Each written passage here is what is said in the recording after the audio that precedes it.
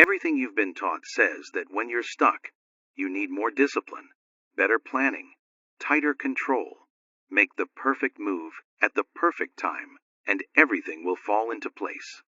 But here's what nobody's telling you: you're not stuck because you lack control. You're stuck because you're controlling. Every time you micromanage outcomes, monitor progress, or force reality to bend to your timeline, you're not moving forward. You're locking yourself into the exact same pattern you're trying to escape. At the quantum level, control isn't strength.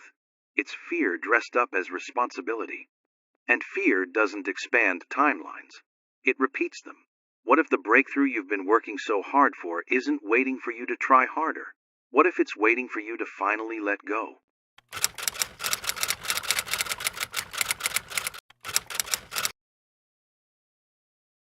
You're not stuck because you lack discipline.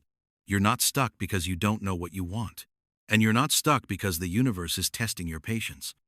You're stuck because you're controlling.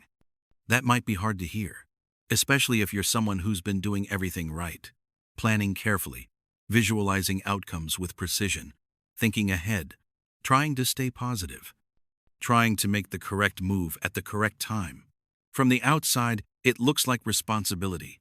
From the inside, it feels like effort. But at the quantum level, control is not strength. It's fear wearing a sophisticated disguise.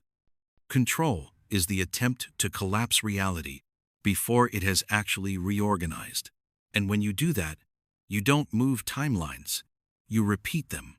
Most people believe they're stuck because nothing is changing. But what's actually happening is far more precise. The same reality keeps replaying because the observer hasn't changed. The identity trying to make things happen is the same identity that created the current timeline in the first place. And as long as that identity stays in charge, the field has no reason to reorganize. In quantum physics, observation doesn't create reality by force. It collapses probability by coherence. When the observer is rigid, the collapse is rigid. When the observer is fearful, the collapse is narrow. Control narrows probability. It doesn't expand it. Think about what control really is. It's the constant internal monitoring of outcomes. The silent question running underneath your thoughts. Is this working? That question alone locks you into the same temporal loop because it positions fulfillment in the future, denying sufficiency in the present. The field hears that clearly. From a neurological perspective, control activates prediction error management. Your brain tries to reduce uncertainty by repeating known patterns. Even if those patterns are uncomfortable, they're familiar. Familiarity feels safer than the unknown. So the system chooses repetition over expansion.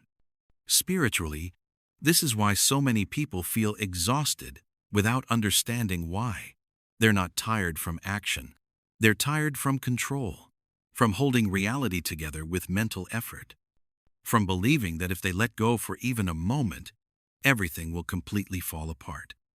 But here's the paradox most people miss. Nothing new can enter a system that's being tightly managed. Control freezes motion.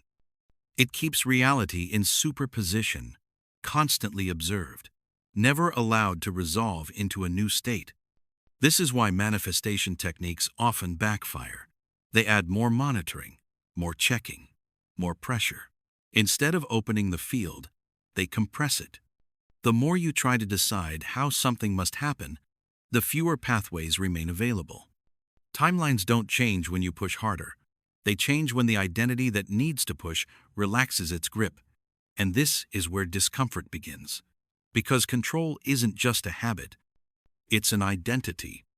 Letting go doesn't just mean releasing outcomes. It means releasing the version of yourself that believes it must manage reality to survive. That's why people say they want a new life, but resist the internal conditions required for it. A new timeline requires a new observer. And a new observer cannot emerge while the old one is still micromanaging the field. If you feel like you've been doing everything right and still ending up in the same place, this isn't a punishment, it's feedback. The field is showing you that effort without surrender produces repetition. You're not blocked. You're holding the door shut. And until control loosens, reality has no room to collapse into anything new. That's the invisible cage most people never see. And once you recognize it, the next question becomes unavoidable. If control is what keeps you stuck, what actually allows a timeline to change? That's where the real shift begins. Control feels logical because the mind was designed to predict. The brain's primary function is not happiness or expansion. It's survival through anticipation. When you try to control outcomes, you're not being intentional. You're attempting to reduce uncertainty. And uncertainty is exactly where quantum change lives. From a quantum physics perspective, reality exists as probability until observation collapses it. But collapse does not occur through force. It occurs through coherence. When the observer is tense, vigilant, and hyper-focused on specific outcomes, the observation itself becomes noisy. Instead of allowing the field to resolve into a new configuration, you lock it into familiar patterns. This is why control produces repetition. The same thoughts generate the same emotional responses. The same emotional responses reinforce the same decisions. The same decisions anchor the same timeline. Nothing external needs to block you for this loop to persist. The observer is doing the work of containment internally. Neuroscience explains this clearly. When you attempt to control your life, your brain activates predictive loops based on past data. It doesn't imagine freely. It extrapolates. It says, what happened before is the safest reference for what should happen next. Even if the past was limiting, it's known, and known patterns feel safer than unknown potential. This is why people often say they're afraid to let go, even when what they're holding on to isn't working. Control isn't about success. It's about predictability. And predictability keeps you anchored to the same timeline. In the comments, drop one word that represents what you're ready to release. Maybe it's control. Maybe it's fear. Maybe it's rigidity. Maybe it's something uniquely yours. Let this be a small but profound declaration. A signal you send not just in this space but into the quantum field itself. Spiritually, this is where people misunderstand surrender. They assume surrender means passivity or irresponsibility. But surrender in quantum terms is the release of micromanagement. It's allowing the field to organize beyond your current perception. Control insists reality move through narrow channels. Surrender allows it to reorganize through pathways you couldn't have planned. The quantum field is not responsive to force. It's responsive to alignment. Alignment happens when the observer is internally stable, but externally open. Control creates internal tension and external rigidity. That combination freezes probability rather than collapsing it into something new. You may notice this in your own life. The more you try to figure everything out, the less movement you experience. Decisions feel heavy. Timing feels off. Opportunities appear but don't connect. That's not bad luck. That's the field responding precisely to a constrained observer. Control also fragments attention. You're constantly checking, adjusting, correcting. That fragmentation weakens signal strength. The field responds to consistency, not constant adjustment. When your internal state keeps shifting between hope and fear, confidence and doubt, the field receives mixed information and reflects uncertainty back to you. This is why people who stop trying often experience sudden breakthroughs. Not because effort is wrong, but because effort rooted in control dissolves coherence. When control drops, attention stabilizes. The observer becomes quiet enough for probability to resolve naturally. Nothing new enters a system that's being tightly supervised. Expansion requires space. And space only appears when the need to control loosens. You are not stuck because you're doing too little. You're stuck because you're holding too tightly. And until that grip softens, the quantum field will keep giving you the same answer. Not to punish you, but to mirror you. The next shift happens when you understand something critical. Control and intention are not the same thing. One constrains reality, the other opens it. That distinction changes everything. Most people believe they're being intentional, when in reality they're controlling. The difference is subtle on the surface, but radically different at the quantum level. Intention sets direction. Control tries to dictate process. One opens probability, the other compresses it. Intention comes from clarity. It's quiet, stable. It doesn't argue with reality. It doesn't rush timing. It doesn't demand proof. Control, on the other hand, comes from fear disguised as logic. It constantly checks whether things are unfolding correctly. It micromanages decisions. It tries to reduce uncertainty before uncertainty has done its job. From a quantum perspective, intention is a signal without attachment. It informs the field without constraining it. Control attempts to collapse probability prematurely into a specific form. And when you collapse too early, you collapse into what's familiar, not what's expansive. This is why people who are highly disciplined and highly strategic often feel stuck the longest.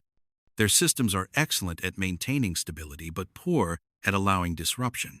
And quantum jumps require disruption at the level of identity, not action.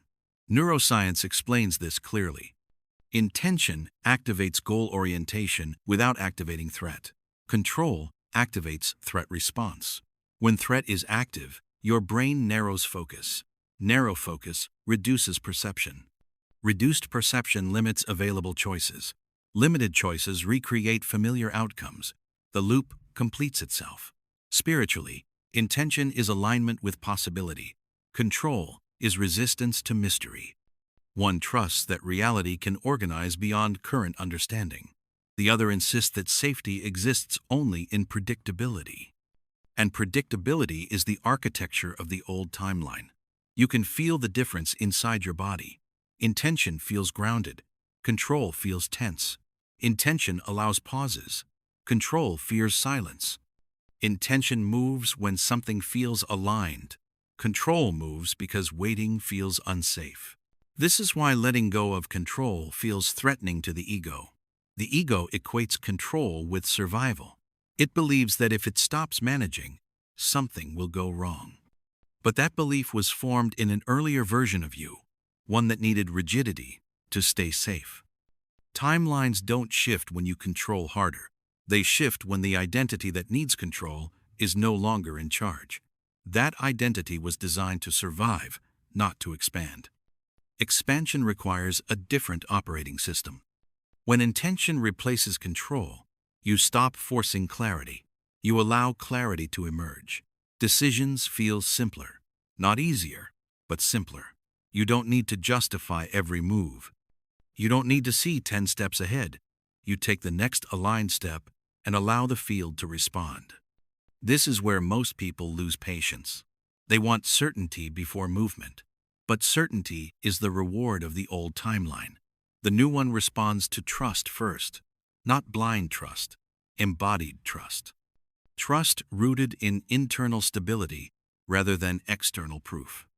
If this resonates with you, hit subscribe and click the bell icon next to it. Also join our manifestation club on gogetter.au. This isn't just a channel. This is a frequency. If you felt something shift while watching, you're already tuned in. We're not just consuming content here. We're practicing new ways of being. Let's keep growing together. When you release control, you're not becoming passive. You're becoming receptive. Receptive systems adapt faster than rigid ones. They respond to information instead of defending against it. And that adaptability is what allows probability to reorganize. If you've been trying to force your way into a new reality, this is the pivot point. Stop asking how to make it happen. Start noticing where you're trying to manage outcomes instead of stabilizing identity. The moment control softens, the field has room to move. And movement doesn't come as chaos. It comes as a shift in perception first. That's when letting go stops feeling like loss and starts feeling like relief. But relief is uncomfortable for the ego because relief means the old role is ending. And that's why the next phase always brings resistance, not from reality, but from identity. That's where the real work begins.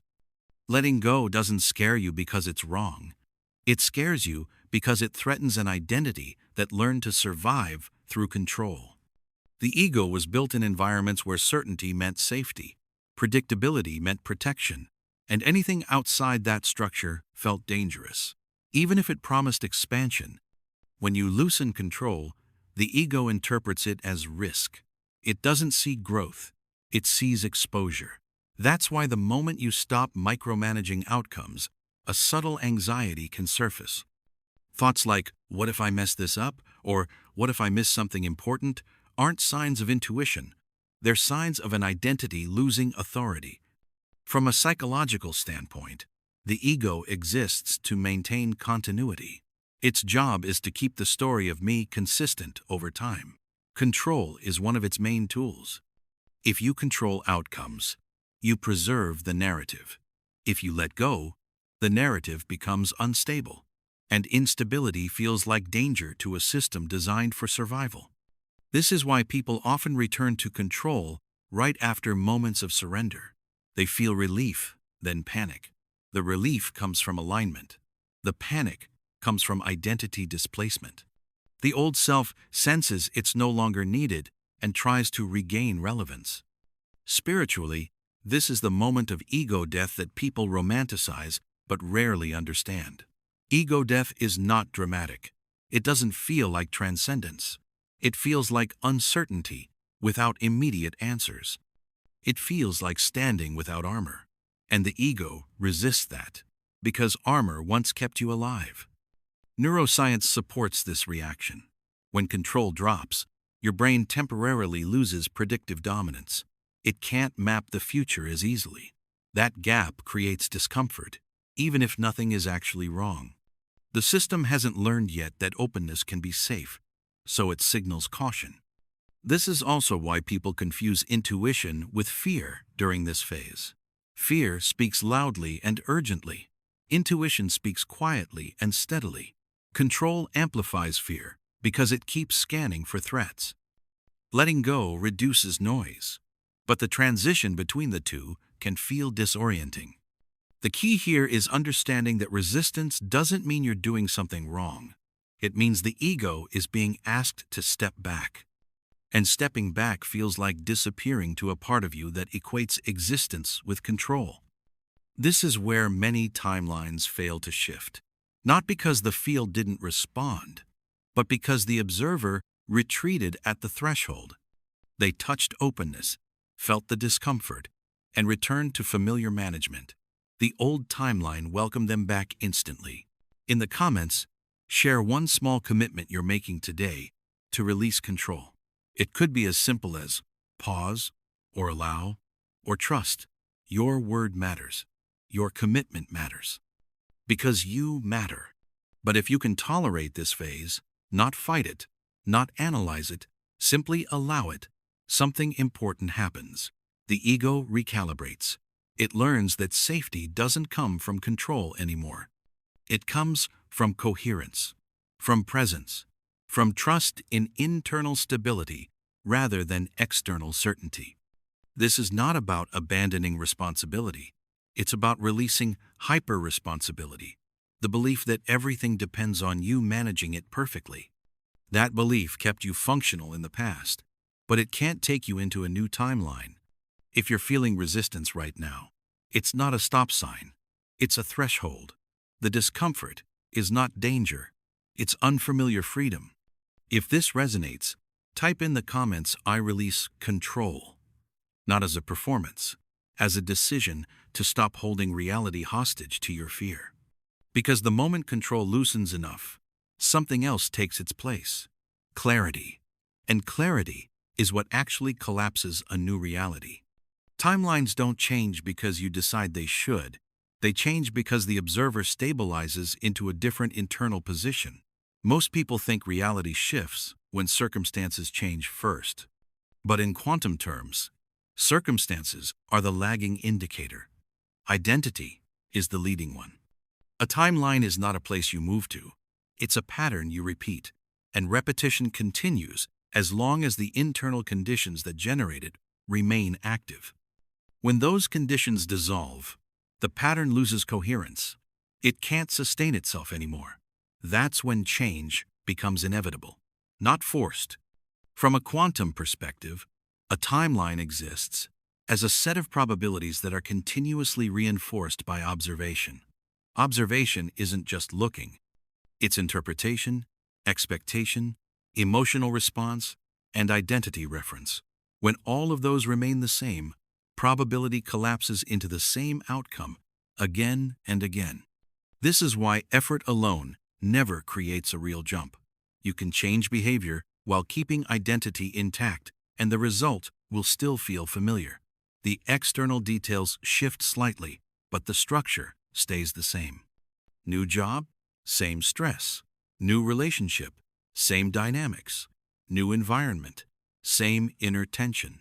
That's not bad luck, that's coherence doing its job.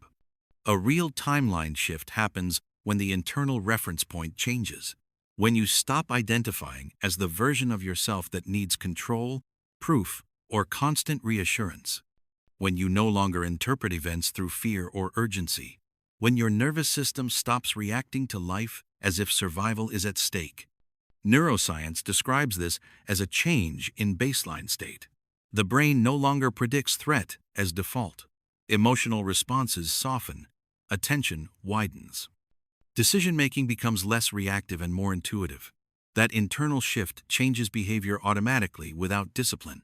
And behavior is how timelines reorganize themselves externally. Spiritually, this is often described as becoming the observer instead of the character, not dissociating, but loosening identification. You're still engaged in life, but you're no longer trapped inside the same script. You respond instead of react. You choose instead of repeat. This is why real shifts often feel anticlimactic at first. There's no dramatic moment where you feel like you jump timelines.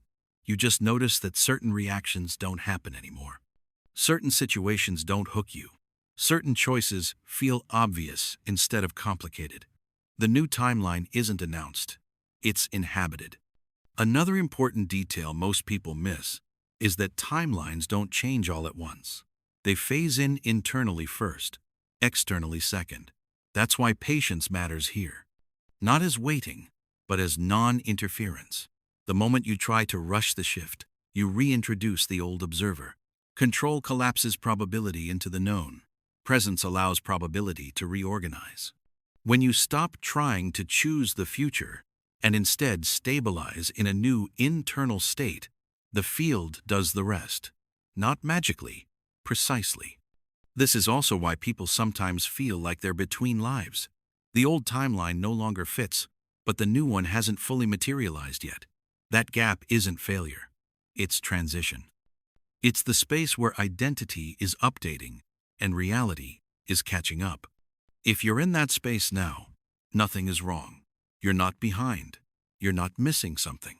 You're in the exact phase where timelines loosen their grip, where repetition breaks, where control becomes unnecessary because coherence is taking over. This is the point where the jump becomes unavoidable, not because you forced it, but because the conditions that sustained the old timeline no longer exist. And when that happens, reality doesn't need motivation. It reorganizes. Collapsing a new reality doesn't happen through effort. It happens through permission. Permission to stop managing every outcome. Permission to let identity settle instead of constantly adjusting. Permission to trust that once coherence is present, the field already knows how to organize the details. This is where many people misunderstand what collapse actually means. They imagine a dramatic event, a sudden breakthrough, a visible before and after moment. But real collapse is quieter than that. It's the point where the observer stops interfering, where the internal state becomes stable enough that probability has no reason to remain suspended. The old timeline didn't persist because it was powerful. It persisted because it was reinforced. Every reaction, every attempt to control, every effort to predict kept feeding the same structure. Once that reinforcement ends, the structure dissolves naturally. It doesn't fight to survive. It simply loses coherence. This is why the most profound shifts don't feel like victories. They feel like relief, like stepping out of a role you didn't realize you were exhausted from playing. The pressure lifts. The urgency fades, and in that absence of tension, something new has space to form. From a neurological perspective, this is your nervous system settling into a new baseline. Threat responses quiet down. Decision-making becomes simpler. Attention stabilizes. When the body feels safe without needing control, perception changes. And perception is what determines which version of reality you experience. Spiritually, this is embodiment, not chasing a higher state, not trying to become someone else, but allowing the version of you that already exists beneath control to take the lead. That version doesn't need to force outcomes because it's aligned with them. This is where many people accidentally sabotage the process by going back to old habits of overthinking and monitoring. They check results. They look for confirmation. They ask whether the shift is really happening. But asking that question reactivates the old observer, the one who needed proof before trust. Staying in a new timeline requires consistency, not effort. It requires remaining familiar with the internal state that allowed the shift to begin: calm, presence, sufficiency. The sense that nothing is missing and nothing needs to be rushed. That's why grounding matters at this stage.